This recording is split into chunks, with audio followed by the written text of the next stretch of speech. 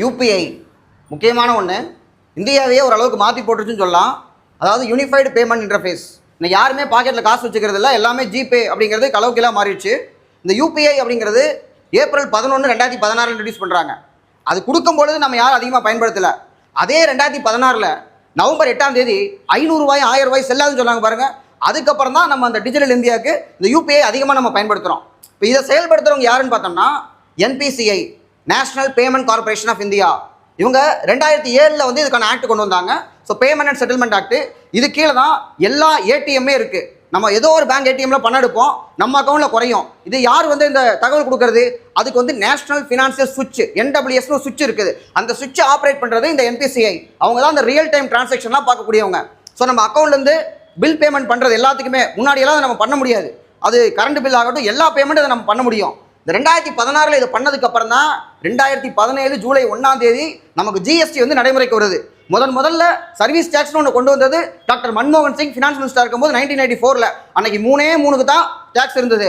இன்னைக்கு பார்த்தோம்னா எல்லாத்துக்குமே டேக்ஸ் இருக்குது. 20 லட்சம் ரூபாய்க்கு மேலே ஏர்ன் பண்ணக்கூடிய எல்லா கம்பெனியுமே டேக்ஸ் ஜிஎஸ்டிக்குள்ளே வந்துருவாங்க. ஸோ அப்போ அதுக்கு டிரான்சாக்ஷனை ஃபுல்லாக டிஜிட்டலாக மாற்றணும் அப்படிங்கிற அப்டேட்டில் யூபிஐ வந்து கொடுத்துருக்காங்க.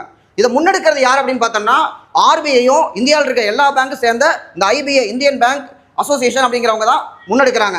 ஸோ இப்போ இதில் நமக்கு எதுக்காக இதை பார்க்குறோம் அப்படின்னு பார்க்கும்பொழுது நிறைய கண்ட்ரி, மற்ற நாடுகள் இதை அடாப்ட் பண்ணுறாங்க. சமீபத்தில் கத்தாரும் இதை அடாப்ட் பண்ணிக்கிட்டாங்க.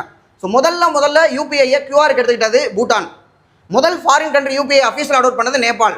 அதுக்கப்புறம் பார்த்தோம்னா யூஏஇ ஃபாலோ பண்ணுறாங்க. Singapore, Malaysia, France first European country UPI வந்து அடாப்ட் பண்ணிட்டாங்க. கரண்ட் அஃபேர்ஸ் வந்திருக்கு.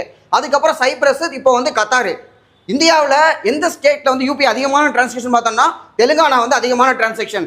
இது வந்து பார்த்தோம்னா 2017 யூபிஎஸ்சி ப்ரிலிம்ஸில் கேட்ட கொஸ்டின் சமீபத்தில் டிஎன்பிஎஸ்சி அப்படியே காப்பி பேஸ்ட் பண்ணுறாங்க.